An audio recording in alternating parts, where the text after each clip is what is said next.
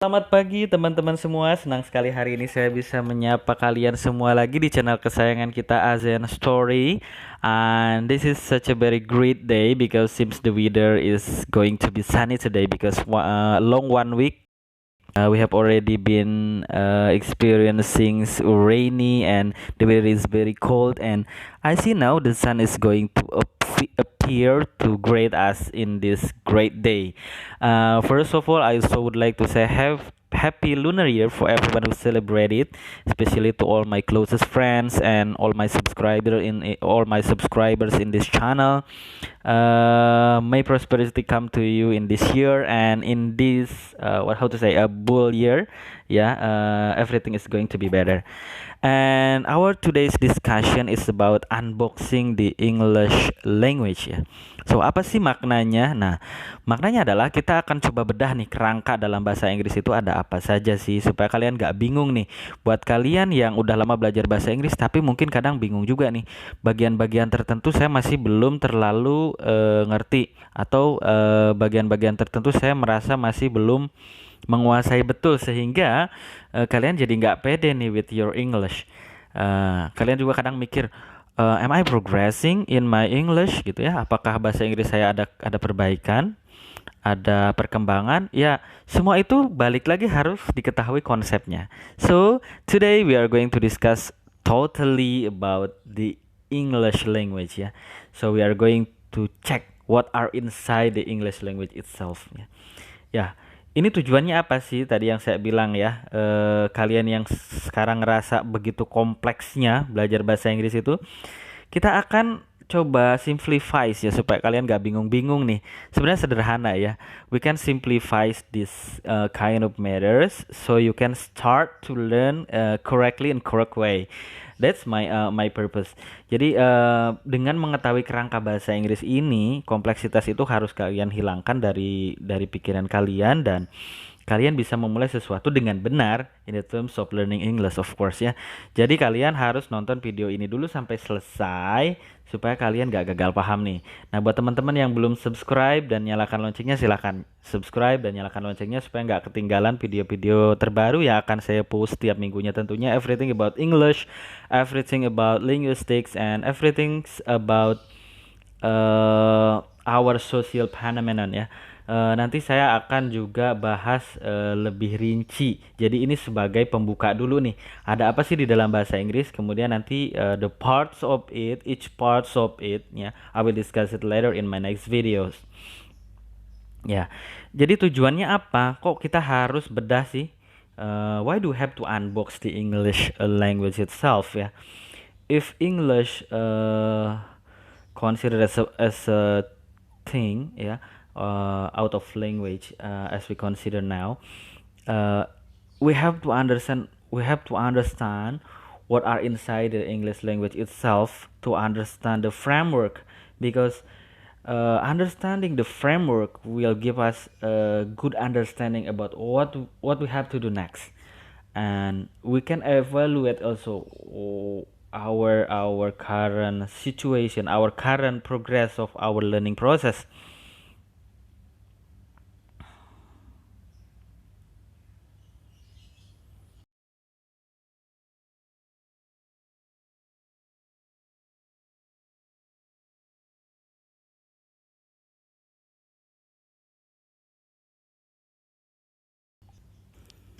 Ya, tujuan akhirnya kalian juga perlu tahu nanti bahwa dengan mengetahui framework atau kerangka bahasa Inggris ini sendiri, nanti kalian akan lebih mudah belajar ke depannya ya.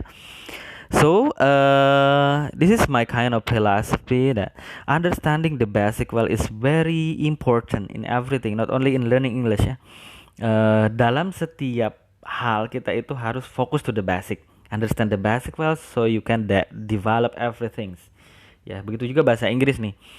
Ya, jadi balik lagi ke awal ya, seperti yang sudah saya pernah atau sering kali ulang-ulang dalam video-video saya sebelumnya, bahwa bahasa Inggris ini kan bahasa alat komunikasi ya. Jadi intinya adalah ketika dua orang ketemu untuk bicara ini, ada dua pikiran yang akan disampaikan. Let's say you and your counterpart, you're going to deliver something and your counterpart also. So the point is you can understand your counterpart speaking, and your speaking would be understood by your counterparts. Intinya kan itu ya, dua-duanya harus bisa saling memahami, sehingga dari saling memahami itulah terbentuk sebuah topik, sebuah bahasan, or in my term is discourse, sebuah wacana. Jadi kalian ini sedang ngobrolin apa sih? Nah, itu bisa disimpulkan ketika dua pikiran itu yang diutarakan lewat bahasa itu to be understood each other. Nah, jadi intinya di situ ya. Kalau kalian udah paham ini adalah tujuan dari berbahasa, tujuan komunikasi, tujuan bicara. Nah, kedepannya nih di slide berikutnya kalian akan lebih mudah. So, understand the basic well, that we are speaking something, we are talking about something is about to deliver our thoughts, to deliver our idea, and totally we can comprehend what the topic we are going to discuss or we are discussing. Ya. Nah, ini dia nih. Here we are. This is totally inside of English. Yang pertama tentunya core-nya, the core is the topic, the discourse. Ya. Jadi kalian itu lagi ngomongin apa sih? Kalau kalian lagi bicara itu lagi ngomongin apa?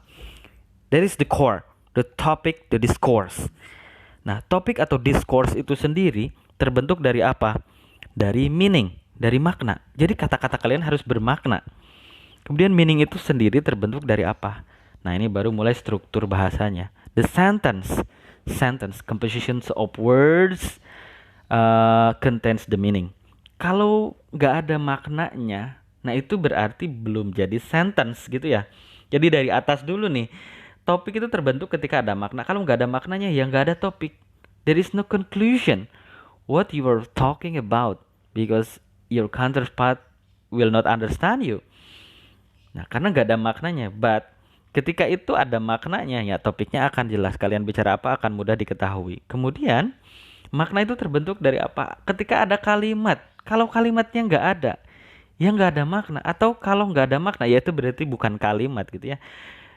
Gitu. Kemudian ada praise. Praise itu yang membentuk kalimat, Jadi kalimat itu kan gabungan dari beberapa kata gitu ya. The composition of words. Nah, kalau misalkan belum terbentuk makna, belum jadi kalimat, mungkin itu masih praise.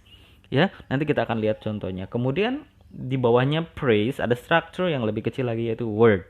Kata-kata itu sendiri. Nah, kata-kata itu sendiri sudah ada artinya, tapi kan arti itu saja ya, belum jadi sebuah makna. Bedakan loh teman-teman antara arti, the translation, literary translation, dengan meaning atau makna ya. Jadi kata itu memang punya arti, tapi belum tentu bermakna kalau kita sebut begitu aja. Let's say you are saying about the apple, ya. Oke, orang ngerti the apple refers to the fruit. Ya, tapi nggak ngerti nih orang lain. What kind of apple? What happened with the apple? Ya kan? Kenapa sih? Kenapa dia bilang apel gitu ya? Kenapa dia bilang kata itu? Or you say about train, ya train, ya hanya itu aja, hanya kata itu aja yang diujar dan nggak ada jadi satu kalimat. So the other people will not understand you. What you mean about the train? There is no specific meaning karena belum ada jadi sebuah kalimat ya. Itu kalau masih posisinya sebagai sebuah kata. Apalagi di struktur yang terbawah, yang paling kecil yaitu letter. Kalau masih kata-kata, masih huruf-huruf, itu tentunya belum jadi sebuah makna. Nah, jadi urutan dari bawah ke atas ini adalah komposisi besar nih, kayak tulang belulang gitu ya. Letter itu huruf-huruf itu kemudian disusun jadi kata itu jadi phrase atau susunan kata yang lebih panjang tapi belum jadi kalimat. Nah, kemudian komplit jadi satu kalimat. Jadi satu kalimat ini membentuk sebuah makna, baru di situ topiknya atau discourse atau wacananya akan terbentuk, di mana akan bisa disimpulkan kalian lagi bicara apa atau lawan bicara kalian sedang bicara apa ya. Jadi as simple as that. Kita memahami bahasa Inggris itu harus sesederhana mungkin. As I have previously mentioned that we can simplify everything ya. Ini saya coba simplify. I try to simplify the English language to enable you to be easily understand about the structure of English itself. Nah, ini jadi bagian-bagian ini yang harus kita pelajari ke depan nih, mulai dari letter, word, phrase, sentence, kemudian ke meaning, baru nanti kita bisa membuat atau membuat ujaran yang bermakna seperti itu ya. Kita belajarnya juga nggak harus kaku-kaku dengan pakem-pakem tertentu ya. We can learn in many many ways. Tapi kalau konsepnya kalian udah ngerti, you can develop your learning method by yourself. Jadi saya sering katakan bahwa semua metode belajar itu pasti benar karena udah ada risetnya. Tinggal kita memilih yang paling cocok untuk kita. Which one is the most suitable for us ya. Jadi semudah itu aja sih kalau kalau in my point of view about English ya. Ini contohnya nih. Ada dua orang bicara, si A ini ngomong begini, the pyramid building next to the shopping mall. Nah, ini kan dia ngomong gedung berbentuk piramid sebelahnya mall itu. Udah. What do you think? Have you got the topic? Have you got the meaning? Kalau saya sih belum ya, karena ini memang belum jadi satu kalimat, ini baru praise namanya ya, karena di sini belum ada maknanya. Gedung pyramid, the pyramid buildings. What happened to the pyramid buildings? Belum ada kan? Belum ada maknanya. Tapi kita coba komplitkan jadi satu kalimat. The pyramid building next to the shopping mall is the place you have to reach. Nah, kini di sini udah ada maknanya nih. Jadi si A ini ngomong kalau ke temennya, ke counterpartnya atau si B, gedung yang berbentuk piramid sebelahnya mall itu tempat yang harus kamu ke sana loh. Itu maksudnya kamu harus ke sana, kamu harus pergi ke gedung yang berbentuk piramid sebelah mall itu. So, si A ini instruct or request to the counterparts to go there. Udah kita bisa tangkap kan maknanya, apalagi kalau ada ujaran berikutnya. Si B bilang, "Oh, I see, I should be there before 10 a.m." Si A bilang, "Take care." Kemudian si B bilang, "See you later." Nah, di sini udah ada sebuah short conversation, kita bisa tangkap bahwa maknanya adalah si A itu ngasih tahu. Ya, kalau tadi baru bentuk kalimat kita nangkapnya si A ini request, tapi setelah total satu percakapan pendek ini kita bisa tangkap bahwa si A ini ngasih tahu bahwa si B ini harus pergi ke sana, ke gedung berbentuk piramid yang sebelah shopping mall. Kemudian si B bilang, oh dia harus ke sana sebelum jam 10, mungkin ada meeting, mungkin ketemu klien atau yang lainnya. Nah, itu bisa kita tangkap total maknanya bahwa si A ngasih tahu atau ngasih tunjuk. Itu loh, kamu harus ke sana. Karena si B ini akan harus ada di sana sebelum jam 10. Ya, sesimpel itu teman-teman. Jadi secara ringkas, secara sederhana we can understand that English as language has the structure, has the framework. So we have to understand the structure at first. So we have to understand the framework as the basic well. After that we can develop everything. We can develop everything inside of it. Ya, by our own way ya. Kalau kalian mau belajar bahasa, bagaimana pengucapan huruf-huruf tadi sebagai structure paling bottom, paling bawah, ya kalian harus belajar phonology-nya. Mana huruf-huruf yang merupakan vokal pembentuk bunyi, mana konsonan dan lain-lain. Kemudian masuk ke kata, mana noun, adjective, adverb dan lain-lainnya. Kemudian membentuk sebuah phrase, membentuk kalimat dan membentuk makna. Later on we are going to discuss in my next video. Dan untuk hari ini saya cukupkan dulu pembahasan kita tentang kerangka bahasa Inggris itu sendiri, supaya kalian punya pemahaman yang sama ya, bahwa kita sudah simplify nih. Ada apa saja sih bagian-bagian di bahasa Inggris dan apa saja yang harus kita pelajari after this. So, have a nice lunar year and thank you very much for watching my video. Selamat pagi.